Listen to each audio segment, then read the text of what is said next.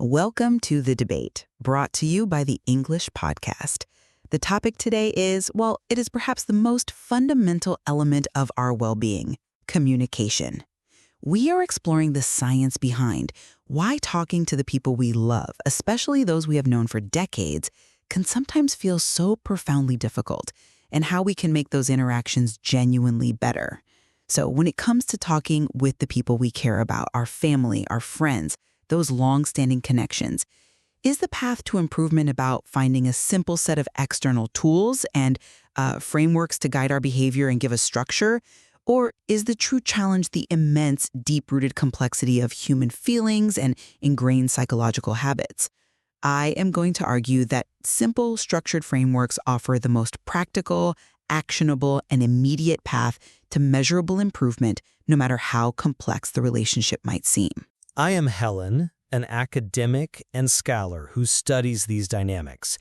And while I acknowledge the genuine utility of structure, I am going to argue that the primary barriers to good communication are in fact deep-rooted psychological and emotional challenges. These barriers require a far more fundamental and demanding internal shift, a change in mindset and emotional capacity to manage conflict and achieve true connection. Communication is, quite literally, everything in our lives. We know from extensive research that every relationship is essentially a repeated sequence of conversations that happen over time. What this means is that even tiny, marginal improvements in the quality of those conversations will cumulatively make, well, everything about our life get better. But here is the challenge. Conversation is overwhelming. It requires making countless tiny, micro decisions in every single moment. What to say, how to react, what tone to use. This high cognitive load necessitates a simple solution, an accessible map. This is why the solution lies in the accessible four-part framework summarized by the acronym TALK. Topics, asking, levity, and kindness. This framework provides the necessary, easy-to-recall structure to fight against what the source material identifies as our biggest enemy, egocentrism, which is a clinical term for our natural human tendency to be overwhelmingly self-centered in social interactions. This approach is practical and immediate. For example, just spending 30 seconds ahead of a conversation, perhaps before a family dinner, brainstorming possible topics, makes the interaction more enjoyable, more fluent, and significantly reduces social anxiety. That is a quick external step that delivers a massive internal and relational reward. I want to be clear that I do value structure, and the goals of the framework are laudable.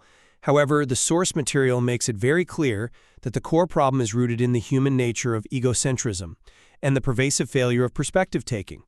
Perspective-taking, the genuine ability to see the world, the situation, and the feelings from the other person's point of view, is identified as the single greatest barrier to conflict resolution and deep connection.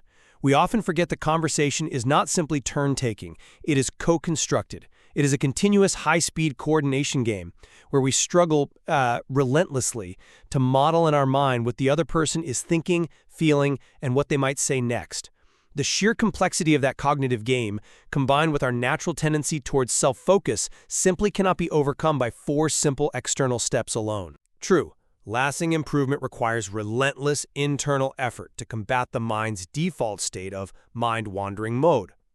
It requires a genuine willingness to confront difficult emotional situations head-on, such as receiving belittlement or dealing with what are called zero questioners.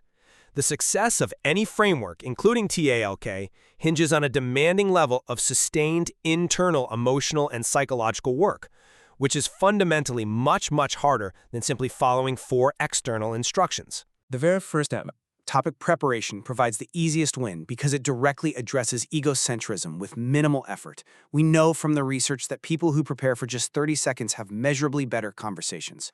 Preparation is especially powerful for anyone who feels socially uncertain because having options removes the panic of not knowing what to say. This preparation directs the conversation to areas that are mutually rewarding and prevents the kind of relational decay caused by boredom, that quieter killer of connection. It forces us out of the easy but dull topics, such as routine health updates or the daily weather, and moves us towards something more meaningful and shared. I agree that preparation is helpful but the problem is the psychological aversion to it. Many people feel that they should not need to plan topics for someone they are very close to, a spouse, a child, a lifelong friend. This resistance stems directly from self-focus, assuming that deep connection should happen effortlessly, and if it does not, something is wrong with the relationship itself, not their preparation. This is why the external framework often stalls. Furthermore, look at the extremes the source material needed to explore just to beat deep-seated habits. The research showed that to truly shift the dynamic in repetitive, often stalled family conversations, sometimes you need highly specific, even technical external tools. For example, using a tool like an AI, a computer program, to generate highly customized topics for specific demographics, like people who live in upstate New York in their 70s who have 9 grandchildren. That level of technical customization shows that simple internal brainstorming is often insufficient against relational exhaustion and habits forged over decades. That complexity, you must admit, undermines your argument for simplicity. Well, I am not convinced by that line of reasoning. Because, you see, you are focusing on the complexity of the tool rather than the simplicity of the action. Whether you are leveraging a notebook or a sophisticated computer program for ideas, the principle remains the same. It is an external structure designed to prompt forethought. The existence of that external structure, no matter how complex the engine powering it, proves that the problem is not a fundamental lack of internal emotional capacity, but simply a failure of initial forethought, which structure solves. If the engine is complex, but the instruction to look at the list is simple, then the solution is practical. Well, let us move to the next key component, asking questions. If topic preparation deals with forethought, asking deals with vulnerability. And here, the internal barriers only become more complex. Asking questions is the clearest antidote to prospective failure, forcing us to engage with the other person's reality. But why do people struggle to ask them? It is often driven by profound fear. Fear of being too intrusive, or, fear of looking incompetent by asking something they feel they should already know. If people are primarily driven by that type of social anxiety and fear, a simple instruction to ask more questions is utterly insufficient. We need demanding strategies to overcome that emotional barrier, which requires deep, sustained internal work to rewire those anxieties. That is a compelling argument, but I would frame the solution differently. The key is the practical skill of asking effective follow-up questions. This is demonstrated by the practice of the never-ending follow-up questions exercise, which naturally demonstrates genuine interest and fundamentally co-constructs the dialogue, moving it forward. We need to remember that listening itself is a 3-step behavioral process. First, hearing and seeing. Second, thinking about what was said. And third, showing that you understood. The advanced level, or what is termed listening 201, is to actively use your words to speak your listening. This means paraphrasing or saying clearly, "What I heard you say is this," before responding. Why is this external action so powerful? Because it signals to the speaker that their ideas were important enough for you to stop thinking about your reply and dedicate your cognitive resources to accurate recall. This action effectively grounds a shared understanding, builds immediate influence, and translates directly into perceived competence and respect, all through a simple, structured behavior. That works, yes, when the other person is trying. But what about the zero questioners, or ZQs? The source material describes ZQs as individuals whose egocentrism runs so deep that they do not ask a single reciprocal question during an interaction. No amount of positive, advanced listening or skillful paraphrasing on the other side will fix that fundamental disinterest. Being stuck with a ZQ is defined as a gigantic red flag, especially when forming new relationships. The implication is severe. Sometimes the only answer is non-engagement or creating an exit, not just trying harder with the framework. If the other person is fundamentally unwilling to perform the internal effort required to even care about you, the external structure collapses entirely. The framework cannot fix a character flaw. Right.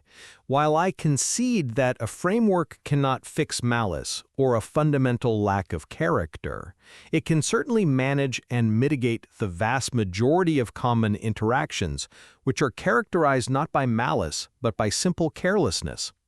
Let us look at levity, the third element. Levity is crucial because the simple act of making people laugh, even once, is a core determinant of status earning and is directly tied to being perceived as charismatic and competent.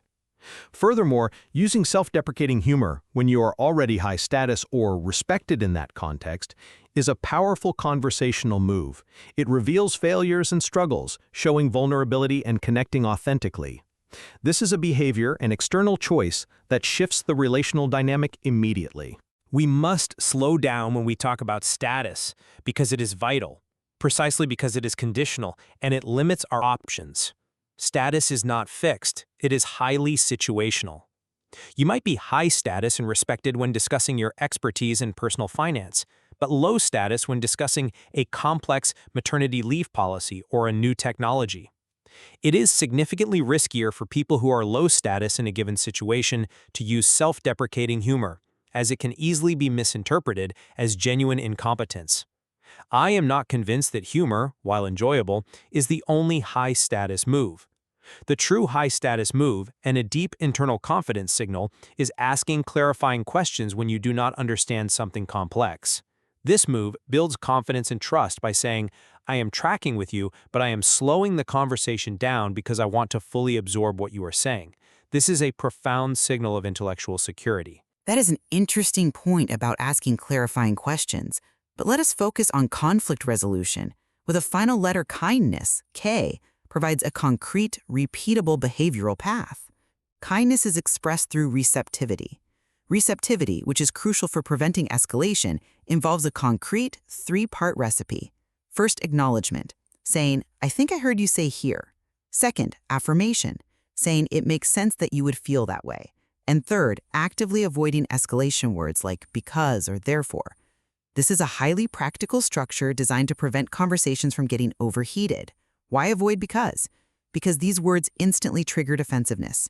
They frame the listener's perspective as a flawed premise that the speaker is about to correct, which is a conversational attack. Using the simple structural recipe forces us to validate the person first, then address the issue, maintaining relational health. The problem is that the most difficult conversations, those involving genuine conflict or belittlement, which, let us be honest, often occur in long-standing family relationships, require far more than a three-part recipe.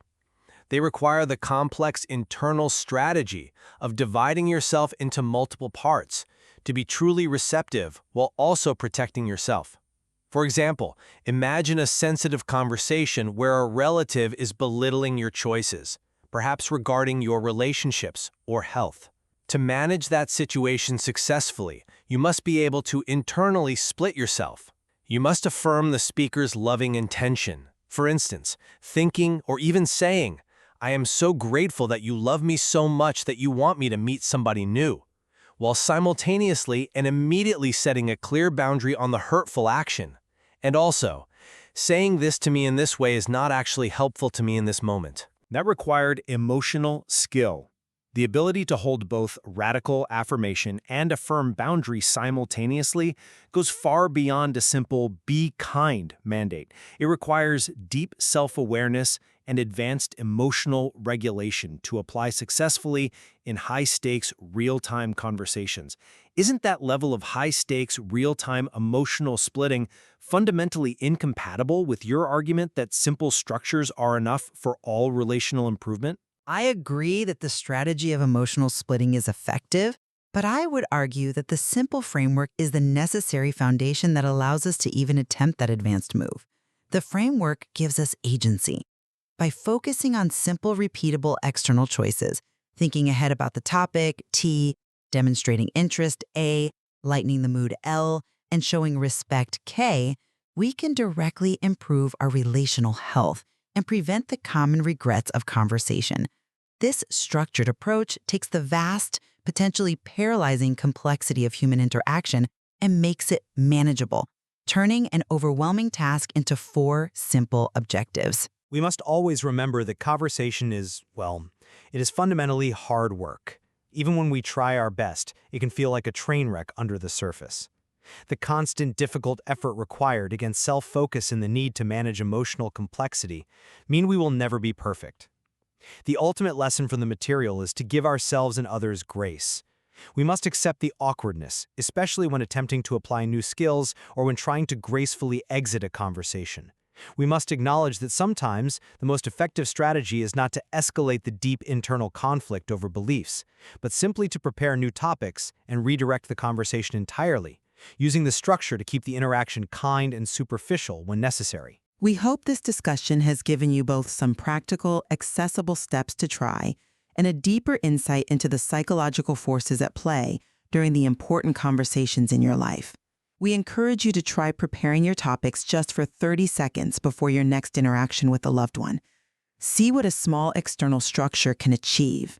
We invite you to like, share, and subscribe to the English Podcast channel. We are committed to bringing you more deep and respectful discussions like this one. Thank you for listening.